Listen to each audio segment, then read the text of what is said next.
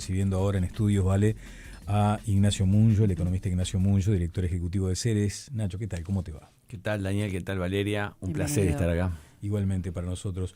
Bueno, comencemos por esto que está sucediendo en estos momentos, porque se presenta un proyecto de ley denominado de competitividad y reducción del costo de vida, una iniciativa económica del Poder Ejecutivo, sobre lo que has hablado, has escrito durante mucho tiempo. ¿Qué expectativas tenés? ¿Qué te resulta interesante de esta posibilidad de encontrar por lo menos algo nuevo? Muchas expectativas tengo, porque hace muchos años que estamos insistiendo con esto y desde el último año trabajando de forma explícita para el proyecto. Recordemos que a comienzos del año pasado lanzamos públicamente una campaña desde Ceres para que las empresas, las personas, los que sufren normas y regulaciones que afectan la competitividad, afectan la gestión, generan costos innecesarios, pudieran pasarnos esa información. Hicimos una campaña grande de varios meses y le presentamos al propio Ministerio de Economía 303 propuestas en el marco de esta idea de plasmarlas en mejoras normativas. Fueron muy bienvenidas y ahora obviamente tenemos la expectativa de cuánto se van a reflejar en la ley que se va a presentar en las próximas horas, digamos. ¿Cuál sería la columna vertebral de esto, Nacho? La columna vertebral es, yo creo que la intención o el espíritu es simplificar, no complicarle la vida a las personas y a las empresas. O sea, que el Estado pueda ser un socio y no un enemigo de la inversión, claro, y de las personas. Porque por ese afán de controlar y chequear 2 veces, 3 veces, 4 veces, termina siendo una carga demasiado elevada y un costo demasiado grande para avanzar en el mundo actual. Entonces el espíritu es facilitar, que es una parte que hace al Uruguay tan caro tiene que ver con la normativa, con las regulaciones que se fueron acumulando y acumulando y acumulando a lo largo del tiempo, a razón de 4.500 por año en las últimas décadas. Es mucho.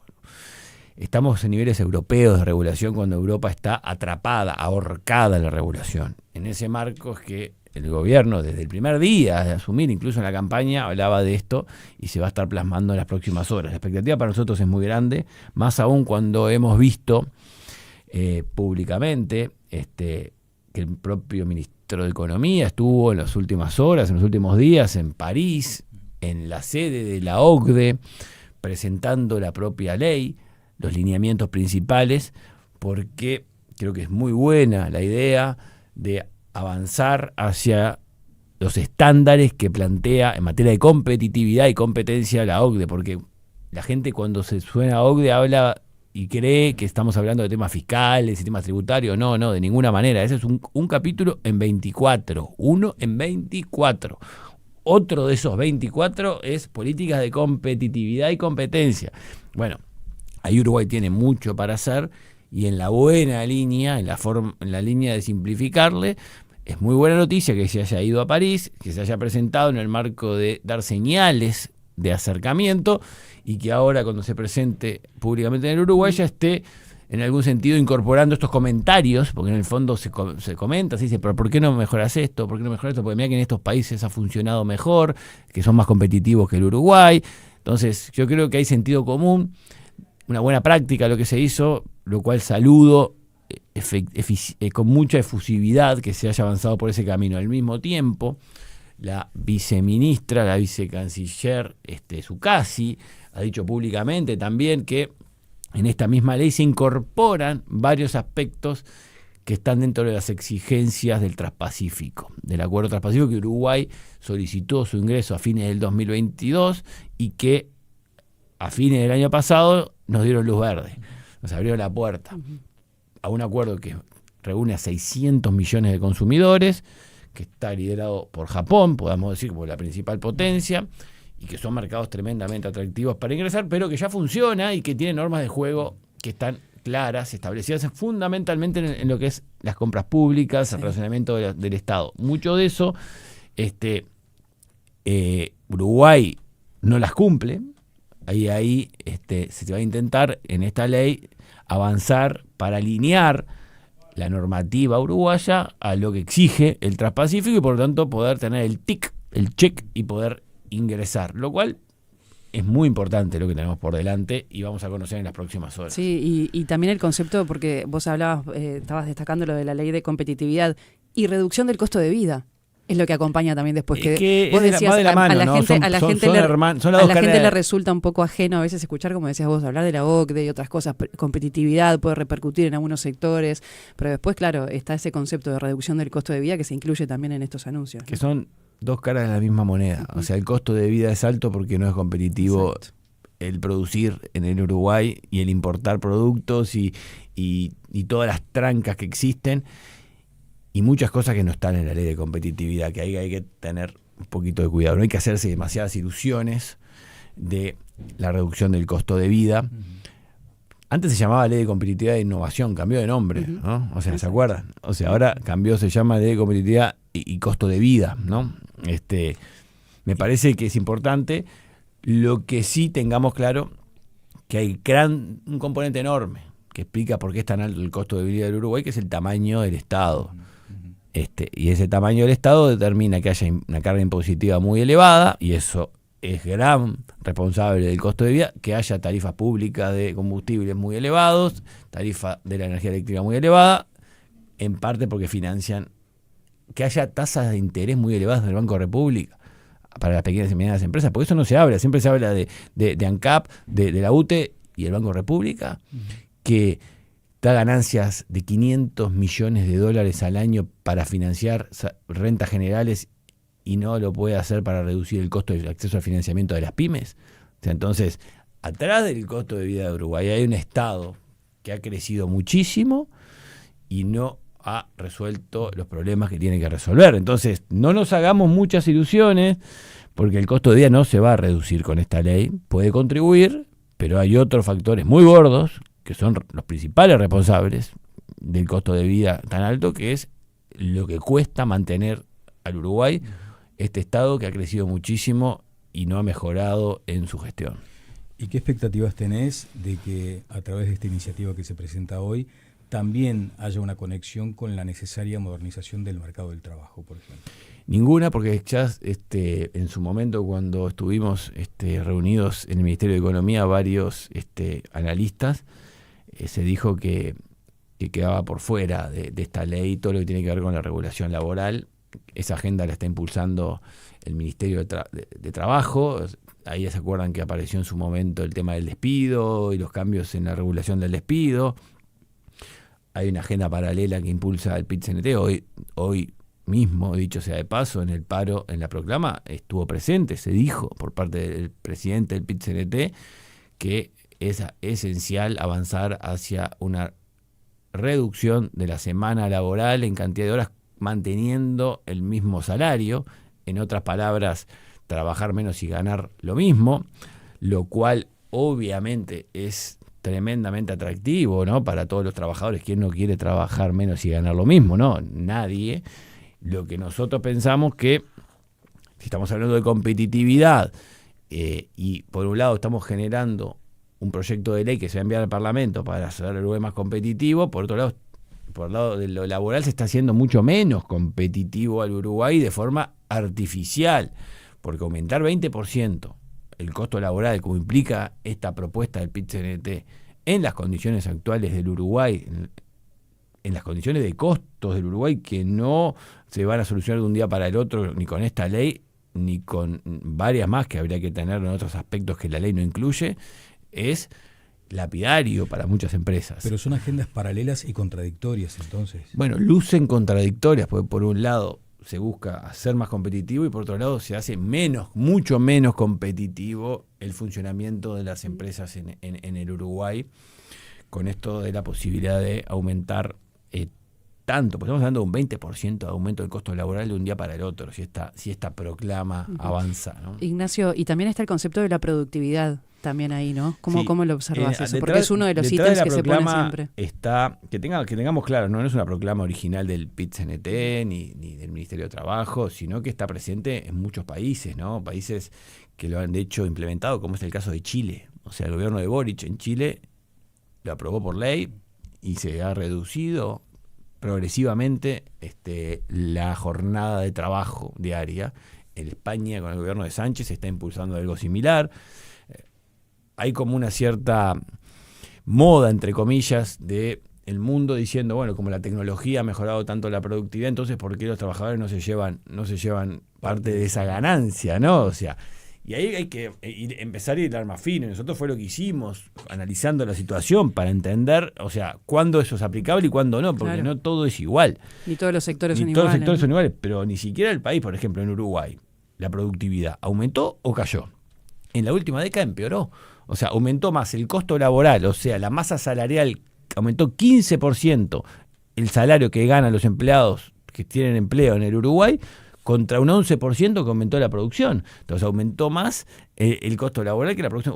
Una caída de productividad. Entonces, hablar de querer generar un mayor retorno al trabajo con respecto a los que invierten en un contexto de que está cayendo la productividad laboral, no hay espacio.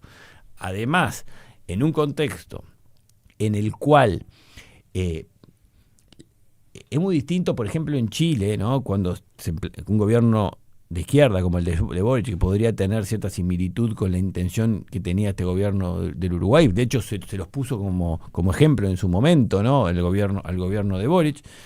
Tengamos claro una cosa, o sea, hoy producir en el gobierno de Chile cuesta muchísimo menos. Yo pongo 2 ejemplos en una columna reciente, o sea, la misma hamburguesa, la Big Mac, o un mismo café con leche de Starbucks, en Chile hoy sale 40% menos que en Uruguay. Entonces no es lo mismo querer aumentar un 20% el costo laboral que está presente en ambos sectores intensivamente. Hay un tercio del costo de estos 2 productos, la hamburguesa o el café con leche, que es costo laboral.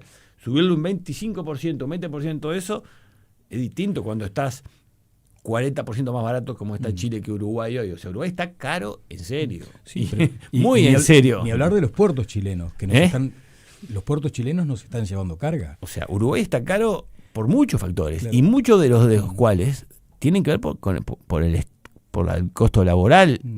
Y estribando en eso, ¿no? Ahora se viene una rendición de cuentas. Allí el gobierno entiende que lo que debería hacerse es una redistribución del gasto público, pero también está la advertencia del propio PIT-CNT, que dijo, cuidado con la forma en que vayan a tratar este proyecto de rendición de cuentas, porque estamos parados en la cuchilla, ¿no? Más o menos en términos gráficos representa eso, la advertencia de que el movimiento sindical no está conforme con lo que se ha anunciado. Entonces allí, ¿cuánto de esto se compromete en la necesidad de crecer? La realidad es que todos queremos crecer más. No conozco a nadie que no lo haya planteado en los últimos 3 años el tema del la trampa del 1% en el que Uruguay no puede salir. La economía no crece más que eso en la última década. Y la verdad que la única forma de que esto cambie es que haya inversión. No hay otra, o sea, no hay magia. O sea, y para que haya inversión tiene que haber rentabilidad empresarial. Lo que hoy es escaso es la rentabilidad empresarial. Y la ley de competitividad busca aumentarla, busca generar condiciones para que haya más inversión, pero al mismo tiempo las propuestas que pone sobre la mesa el PIT-CNT van totalmente a contramano, es más que compensan. Es más, yo diría que si ponemos sobre la mesa la mejor ley de competitividad que pueda haber, porque no la vimos todavía, pero imaginemos, no sé, la mejor posible. Que incorpora todo lo que se recibió del sector privado, las regulaciones, las trancas que hay que cambiar, pero que, como ya se dijo como punto de partida, que no va a incluir nada laboral. No, o sea, y de otro lado, tenemos todas estas propuestas que quiere el PIT-CNT y parte del Ministerio de Trabajo, la balanza queda negativa, ¿no? O sea, empeora, a pesar de que tenga la mejor ley de competitividad, si se va para adelante con muchas de las propuestas, y en el fondo, ¿qué termina pasando? Se frena la inversión, como ya lo está frenado, y esa tasa de crecimiento de acelerar y que está en el presupuesto de 2,5% promedio para el periodo es una utopía. Y ya se va a empezar a sentir, porque la rendición de cuentas, que plantea aumento de gasto nulo, extra, ¿no? Digamos claro, no plantea que se va a revisar para atrás lo que ya el presupuesto se aprobó, porque el presupuesto ya estaba aprobando un aumento, o sea, va a aumentar el gasto. Es mentira que no va a aumentar como estaba establecido en el presupuesto. Más de 100 millones. en este año. O sea, el presupuesto establecía aumentos progresivos de gastos bajo el supuesto de que la economía iba a ir creciendo cada vez más. Un supuesto que no se cumplió, ¿no? Claro, el tema es ese supuesto, ¿no? No se cumplió. Entonces va a haber un aumento de gastos sin la contrapartida de un aumento de recaudación y a su vez una realidad de incertidumbre mucho mayor, tanto a nivel global como a nivel interno, porque toda esta discusión que va para un lado o para el otro, con propuestas contradictorias en esencia por parte de un sector del gobierno y otros sectores del mismo gobierno, genera también incertidumbre interna y hace que las empresas naturalmente digan, voy a ver qué pasa, ¿no? O sea, antes de tomar decisiones. Sí, Ignacio, también me quedo pensando en esas propuestas contradictorias, ¿no? También, ¿qué es lo posible, ¿no? Pensando un poco en esta propuesta en el marco del paro de hoy, que fue hasta las 13 por parte del PIT-CNT, de la reducción de la jornada laboral. ¿Qué es lo que se puede hacer ahí? Porque es una discusión que persiste, se vuelve a poner sobre la mesa. Bueno, ya analizaste cuáles son los elementos que llevarían a decir, bueno, este no es el camino, pero ¿hay alguna forma de flexibilizar eso y contemplar los reclamos de algunos sectores? Hay una parte de la propuesta que yo la comparto, ¿no? Porque la propuesta, hay que leerla bien, la propuesta no dice reducir la jornada laboral de 8 a 6, la propuesta dice la semana, habla de la semana entera. Y es más, y hasta plantea la posibilidad de banco de horas, que se aprobó de hecho en la tan criticada reforma laboral argentina, donde las personas puedan acumular y trabajar 2 horas un día y el resto de las horas ir distribuyéndolas a lo largo de la semana. Eso me parece un buen punto, un avance, porque se acopla la regulación a la realidad, a lo que es la exigencia de un mercado de trabajo mucho más dinámico y con la tecnología. Lo que no es viable es que el costo laboral por hora aumente de forma artificial cuando la productividad no ha aumentado. Uno puede decir, bueno, pero hay sectores que sí.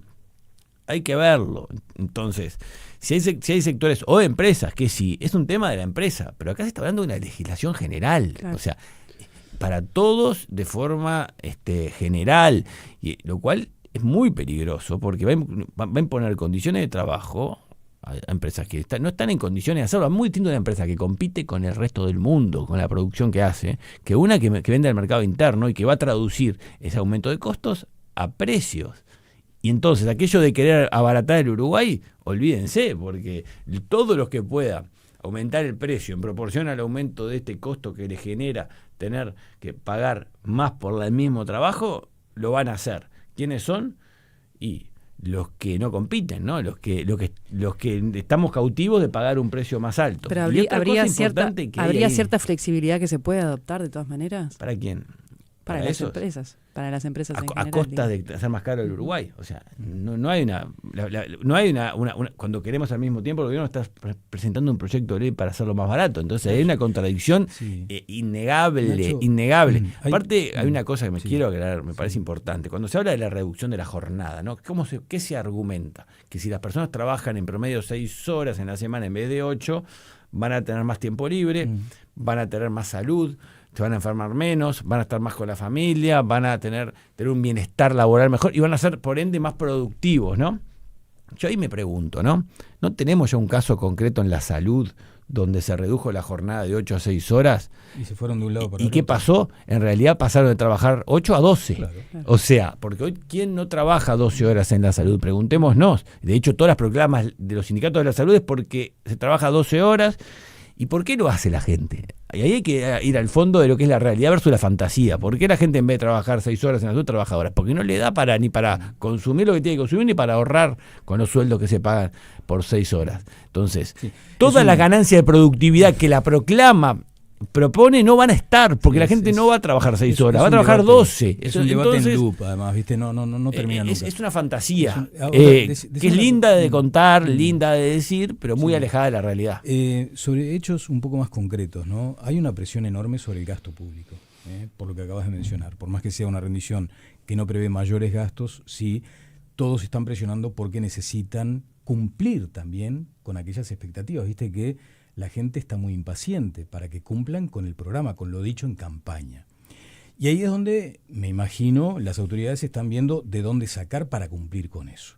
Ahora, recientemente surgió también como cierta controversia entre industria y economía por la eventualidad de quitarle los subsidios o los beneficios fiscales a la movilidad eléctrica.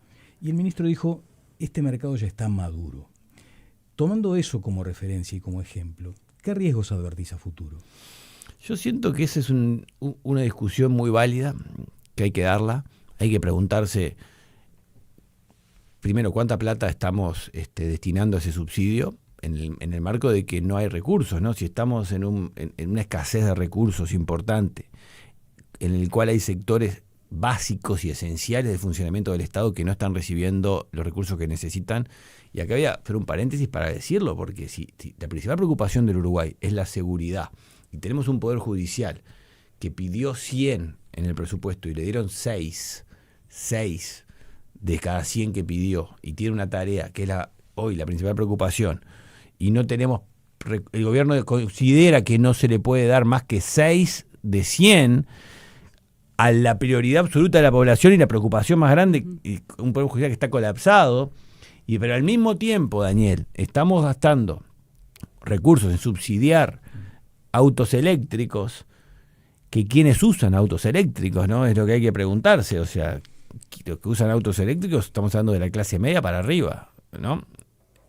Entonces, yo creo que tiene mucho sentido cuestionar si esa asignación de recursos es la mejor en el marco de una escasez. Acá hay una restricción presupuestal, no hay. Un informe encargado por la UNVENU, que son los vendedores de nafta, estima además que la renuncia fiscal asociada a la movilidad eléctrica podría alcanzar entre 1.907 millones entre 2020 y 2030. O sea, 1.907 millones de dólares, porque en definitiva también perdés la recaudación de la venta de nafta. Los números son enormes, esa es la verdad. Ahí agarra hipótesis de máxima, pero que está bien, porque asume que bueno, que no hay cambio de comportamiento en la gente ante los cambios en los precios, pero estamos hablando de un gasto importante que se ha definido como política de Estado para generar movilidad eléctrica a la luz de las tendencias de descarbonización. Acá lo que nos tenemos que preguntar es si las prioridades hoy pueden ser otras, ¿no? Si hoy no es más importante darle más recursos a la justicia que a la descarbonización, ¿no? Esa es la pregunta que uno se tiene que hacer genuinamente cuando, repito, estamos en una situación de seguridad crítica. Hay un plan nacional de seguridad que ha pasado casi desapercibido, Daniel, pero que se trabajó durante un año. Nosotros trabajamos mucho, participamos más de 20 reuniones con el Plan Nacional de Seguridad con el Ministerio del Interior para generar un documento de altísima calidad, lo mejor que se ha hecho en el país hasta ahora, el mejor plan que está hecho con evidencia, con las mejores prácticas en el mundo, apoyado con los organismos internacionales, bajo la premisa, mira qué importante esto, ¿sabes por qué están todos los organismos internacionales relevantes de América y del mundo apoyando este plan? Porque dicen, Uruguay puede ser una alternativa al modelo Bukele, porque puede ser un país en el que pueda solucionar los problemas de seguridad sin claudicar a una democracia plena, ¿no? O sea, fíjense el experimento que se está haciendo, ¿no? Pero entonces, lo analizamos a fondo, ¿y cuál es la conclusión? Que si no hay más recursos, esto no se va a poder ejecutar.